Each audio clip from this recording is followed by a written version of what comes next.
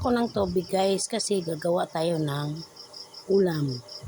Yung ating ulam ay instant noodles. Gagawin natin ng gulay.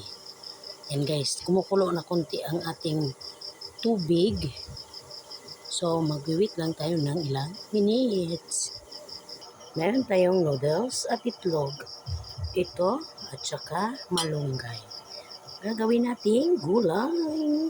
Yung ating noodles.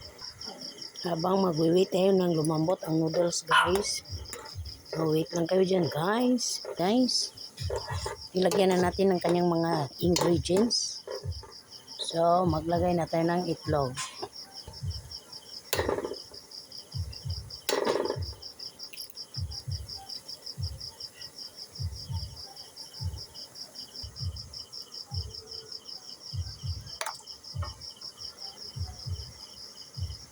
Mag-ukay-ukay. Ating ukay-ukayin para yung itlog ay maluto. So, diba? Sarap yan guys. Wait lang. Wait lang guys. Ilagay natin ang malunggay. Yung ating gulay. Para magiging masustansya ang ating noodles, lagyan siya ng malunggay. So, wait a minute. 3 minutes. Luluto na yan siya guys. Na ang gagawin nyo guys sa noodles para maging nutritious ang inyong ulam.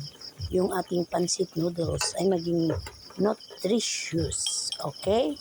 Thank you for watching. Bye.